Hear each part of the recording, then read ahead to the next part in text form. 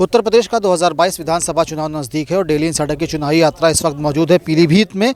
पीलीभीत का शाही गांव है और एक क्रिकेट का मैदान है जहां पर कई युवा सुबह से ही क्रिकेट खेल रहे हैं और इन युवाओं से जानेंगे कि आखिर जो मौजूदा सरकार है उसने इनके लिए क्या किया है और आने वाले सरकार से ये क्या अपेक्षाएं रखते हैं। क्या नाम है भैया आपका? जी, मेरा नाम रियाज़ हैदर जैदी है। रियाज जी, क्या लगता है इस योगी सरकार में आपके लिए कुछ हुआ? देखिए, मैं जर्नली बात बताना चाहूँगा सारे युवाओं को।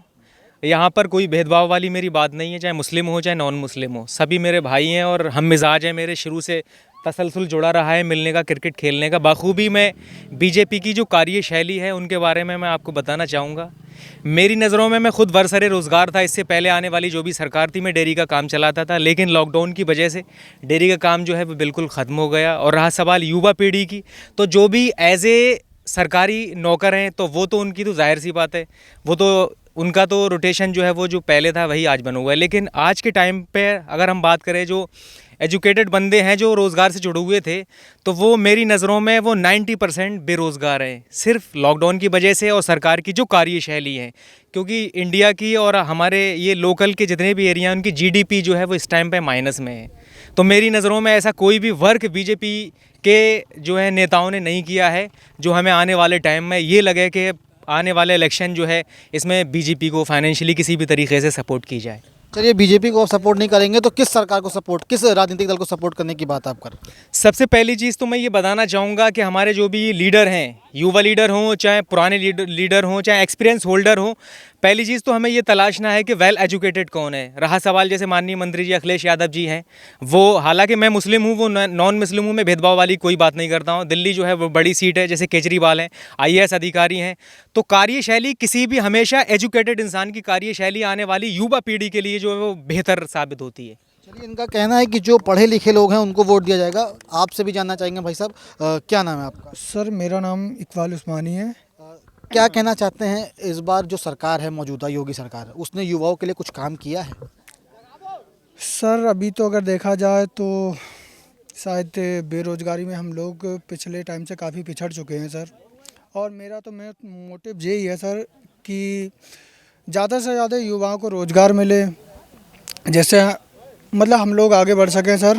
तो अगर छोटे शब्दों में पूछा जाए तो किसकी सरकार चाहते हैं? सरकार तो सर, अरे सरकार सर उसकी चाहिए सर। हमें मेन मुद्दा सर हमारे यहाँ शिक्षा का है सर।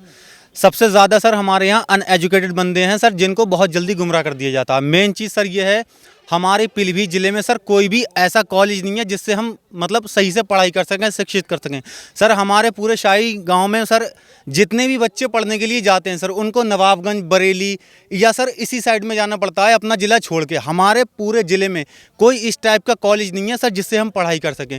दूसरी मतलब चीज़ ये है सर कि इस टाइम सर जो बच्चे रेगुलर पढ़ाई नहीं करना चाहते हैं, जैसे नहीं कर पा रहे हैं किसी भी मतलब परेशानी से, किसी भी रीज़न से, बट अगर वो लोग पढ़ना चाह रहे हैं तो सर इस गवर्नमेंट ने सबसे पहले सर उनको अनएजुकेटेड करने के लिए सर इस टाइम आप देख रहे हैं सर, अभी मार्च अप्रैल में एग्ज़ाम स्टार्ट हो जाएंगे और अभी तक बीए या बीएससी मतलब किसी भी डिग्री के लिए अभी आप देख सकते हो कोई भी फॉर्म नहीं आए हैं। अभी उनकी कोई पढ़ाई के स्तर पे कुछ इसके बारे में सोचा नहीं गया सर।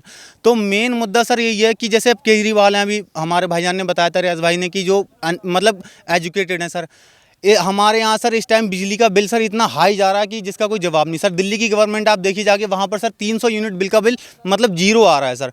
तो ये एक बहुत बड़ा मुद्दा है सर एक मीडियम क्लास बंदे के लिए, क्योंकि सर ऐसा होता है जो छोटे तबके के लोग हैं सर, उनको सरकार उस तरीके की सुविधा देना चाहती है और दे रही है, वो लोग उसका इस्तेमाल कर रहे हैं।